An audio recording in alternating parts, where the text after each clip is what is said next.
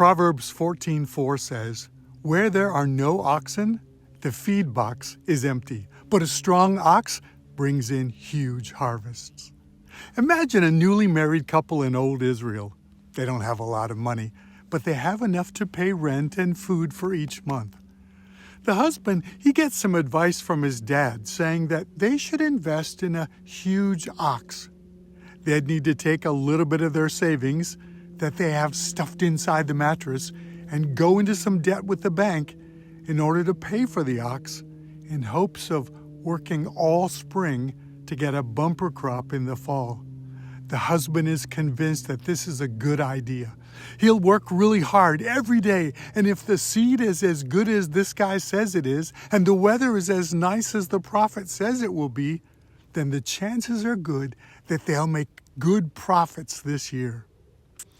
But the wife is concerned that their savings will be gone, and if the seeds or the weather aren't just right, then they'll end up with nothing and no money for rent or food, and they'll have to put off having a baby for at least another year. Does this sound familiar? Lots of couples have a very similar conversation in their homes today. We often ask couples in counseling, what's more important to you, security or opportunity? Security says, if we're faithful each month, pay everything on time, and don't do anything risky, don't take chances, we put a little money aside every month, eventually, after a few years, we'll have saved up enough money to do whatever we want to do. Slowly and steady will win the race. That's security. On the other hand, opportunity says, if we take everything we have right now and jump on this amazing deal, if we work really hard, then we'll start making enough money to not only pay everything off, but we'll be able to live now like we always dreamed of, and we'll be able to do whatever we want to do. It sounds like they both want the same thing in the end, being able to do whatever they want. But they see two very different ways to get there. A lot of couples find themselves in this kind of debate. One wants to take chances, invest in something new, saying yes to the next big opportunity, and the other wants to be safe, take no chances, and say no to all of these crazy ideas. So one is always saying, yes, let's go, and the other is usually saying, no way. This verse in Proverbs is saying, if you don't get the ox, then you won't have the bills. But there won't be anything stored up in the barn either. But if you get the ox, then the chances are, with lots of hard work, you'll have lots of harvest stored up for the future. So in many homes, there is a tension, a tug of war between security and opportunity. One always wants to take the chance, and the other is always saying no. Maybe they say no because they've gotten burned in the past by a hasty or a foolish decision, and they end up trying to cover the additional debts and clean up the mess. So they're not going to go through that again, and so they just say no. And no matter how good the idea sounds, they're going to protect the family with or without your support. And maybe the opportunity person has seen some great ideas just slip away, and they missed the chance to make it big. They feel like just because they made that one big mistake, you're never going to let them live it down. And you're always going to say no. But now, this idea is just too good to pass up. So I'm going to do it anyway, with or without your support.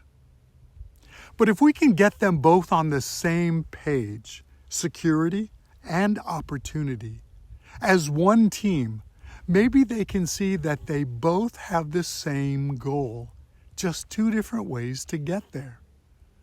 One says, let's save slowly and faithfully until we have a good, strong base, and then we'll be secure enough to invest and take a chance. and maybe have everything we want. And the other says, let's invest while we're young. Take a chance with this opportunity. Work hard and make enough money to make us secure enough to have everything we want. But it's probably not one or the other. It's probably both.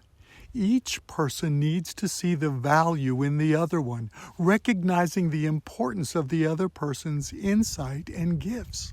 The risk taker needs the level-headed one to help him make good and well thought out choices, well planned, ensuring that all the basic commitments that we've already made will continue to be provided for. And the saver and security-minded person needs the adventurer to help keep them growing and dreaming about the future, using what they have and investing so that life is good.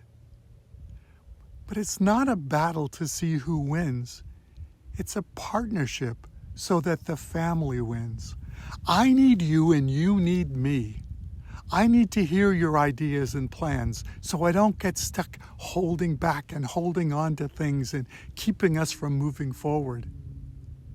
And the other one ought to say, I need to hear your wisdom to slow me down enough to make wise decisions, to take thoughtful risks.